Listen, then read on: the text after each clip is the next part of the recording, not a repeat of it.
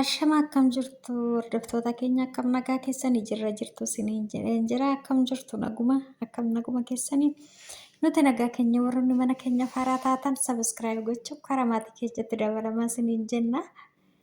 Ayyuu warroonni qeeqxan dhugaa ayyuurraa viidiyoo gabaabduu qabadhee dhufeen jira. Hayyuun eenyu? Hayyuun akkuma saayidii ofaa biratti maraattu kanammoo akkami warroonni jettan jechuudha. Hayyuu jechuun Hayyuun intala Oromoo aartii Oromoo keessatti qooda guddaa shoora guddaa taphattuudha jechuudha. Innis kunoo ragaa wajjin isinii fide nama ishiin wajjiniin hojjettu kanas ni beektu jedhee yaada jechuudha. Hayyuun warroonni dhugaa dubartoonni jechuudha. Dhugaa rabbii. Hayyuun akkuma maraattu kana isinitti fakkaata. Wannuma dhiira wajjiniin saayidoodhuma wajjin eenyuutu isinitti fakkaata. Warroonni akkanaa micoo kanaa jechuudha. Koomentiin taane barreessitanii please koomentiin taane intala kanaan barreessinaa siniin jechuu barbaadanii. Hayyuu jechuun aartii Oromoo hojjechuu keessatti beekamti jechuudha. Diraamaa garaagaraatiin beekamti. Amma immoo artistii Adam Muhammad wajjinis sirba sanyii mootii jedhu bareedaa taatoo yookaan moodeelistii taatee fi hojjetanii gadi lakkisanii jiru.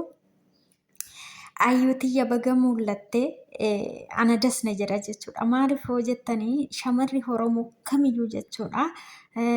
Walitti hinaafuu dhiisne yeroo shamarri Oromoo takka waan gaarii hojjette dhugaa jajjabeessine bira dhaabbanne koomentiin taane barreechuu fi dhiisne yoo jajjabeessine bareeda natti fakkaata. Kanaaf hayyuu tiyyaa hedduu si jaaladha hedduu si gammade dhugaa iddoo kanatti si arguu kiyyaafanii bakka.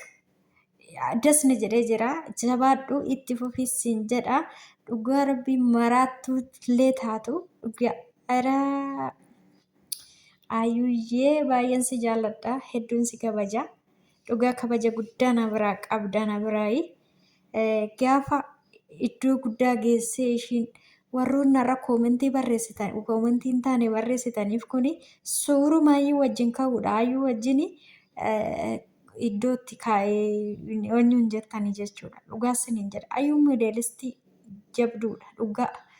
Hayyuun kunoo hojjettee nutti agarsiisaa jirti. Warroonni koomentiin taane barreessitaniif intala maalii jettanii warroonni akkas gootanii please koomentiin taane barreessinaa fi micoo tana walumaa gala jechuudha. Micoo tana jajjabeessaa dhugaa isiniin jedha. Micoo jabduudha dhugaa. Jabduu.